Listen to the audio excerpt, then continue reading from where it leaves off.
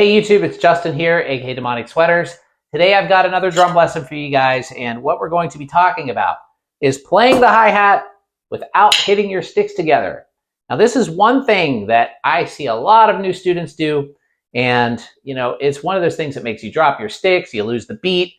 Really, it can just cause all kinds of problems while you're playing, and you know what I mean. I'm sure you've done it if you've played the drums where you're playing and you just start smacking those sticks together. And the first inclination you may have is just to reposition your hi-hat, either raise it up really high or move it more out in front so you're like this. And both of those, are valid solutions in a way. However, that's not really the reason why this is happening. The reason why this is happening is because you're not making full use of all of the muscles that are at your disposal in your arm, in your hi-hat arm, to basically keep your drumming not only fluid and have a better feel, but also keep that right hand out of the way of your snare hand while you play the drums. For example,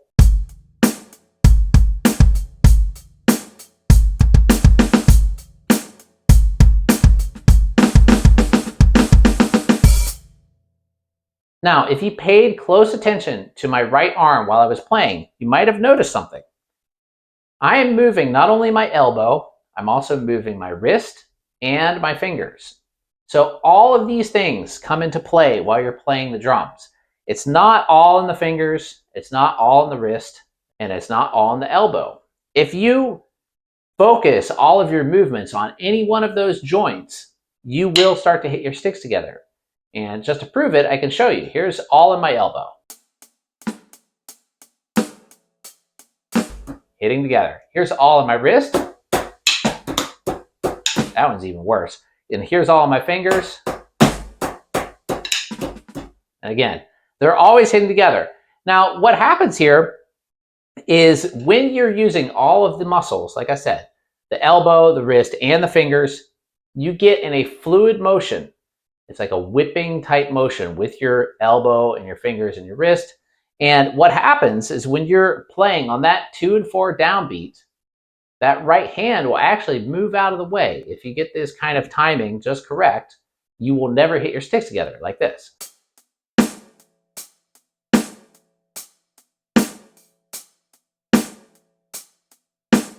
Another thing you might have noticed there is there's also an accent happening on the downbeat.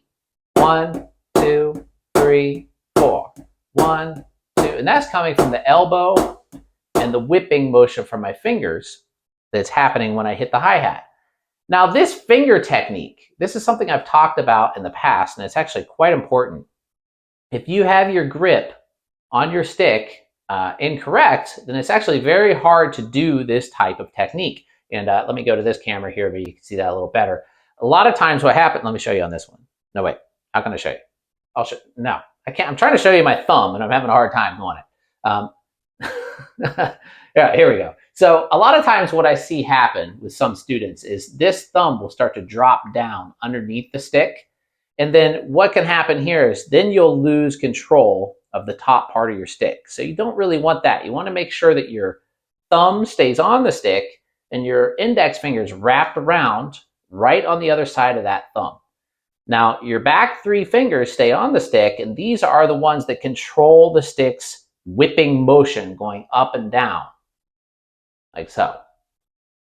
The elbow, you don't want to move your elbow on every single hit, because not only does that make it sound very rigid, it looks really weird, and it also, even though I didn't hit my sticks together there, but it can happen. Now, see, the thing is here, though, I'm talking all about this gripping and how to play and this technique of moving all of your muscles in kind of a uniform, fluid type motion. However, that being said, you can't really think about it. Now, I know that sounds kind of counterintuitive, but if you think about it too much, what starts happening, and I see this with my students all the time, they start doing something that looks like this. Like they're overemphasizing those movements. And then that just actually will make it a lot worse, and you really can't think about it that way. You have to think about it more like you're kind of whipping, you're trying to get something off of your hand or something like that, like where you're using this type of motion and you're not going to think about it as more of a physical motion. It's so hard to tell people like to do something and not think about it, but there's a lot of drumming that is like that. You can't overthink. You have to feel it in your body. And this is something I've been trying to get across to my students a lot recently, that it's an internalized thing. And how to get there, you basically just have to keep doing it over and over again until you can do it. Now, in the meantime, if you just can't do it, it's totally fine to raise your hi-hat up high to get that arm out of the way. And then eventually you'll start to get that kind of motion going the more you play. It just happens naturally. If you just keep playing the drums, you will start to get this kind of whipping motion going as you start to feel the beat more and as you start to play the drums more. So if you have to raise your hi-hat up, go ahead and do it. It's not gonna harm anything if you do that. And in fact, like I said, heavy hitters, a lot of times, like if you watch Dave Grohl play the drums, his hi-hat is way up in the air, and because he's a really hard hitter. He still has pretty good technique though, if you watch him play, but he still has his hi-hat up very high, just kind of minimize the chances of whapping those sticks together. So more on that motion. Now, if you notice, if I'm playing just a standard 4/4, 2 and 4 on the snare drum, 1 and 3 on the bass drum.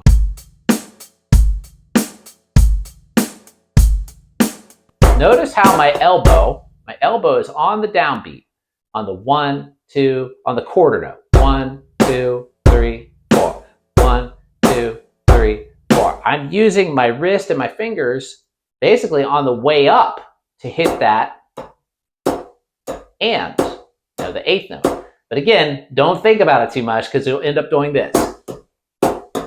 We don't want that. That's just kind of this over-exaggerated movement that's going to make it very hard to play. So keep it in the back of your mind, but don't overthink it. Feel it.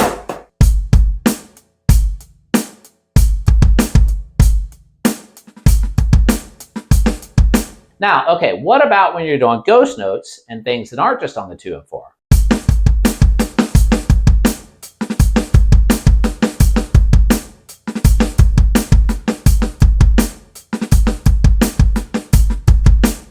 Now, I was still not hitting my sticks together there, and the main reason is because the loudest notes are still the 2 and 4. So that's where I need the most power on my snare drum and where I'm raising my left hand up the most.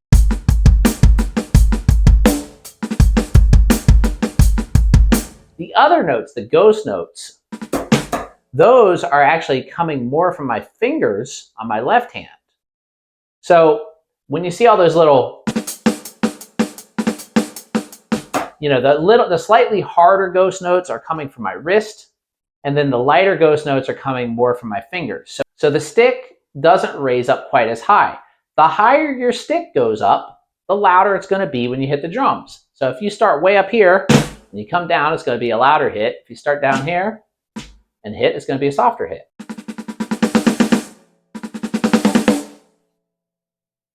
It's just physics.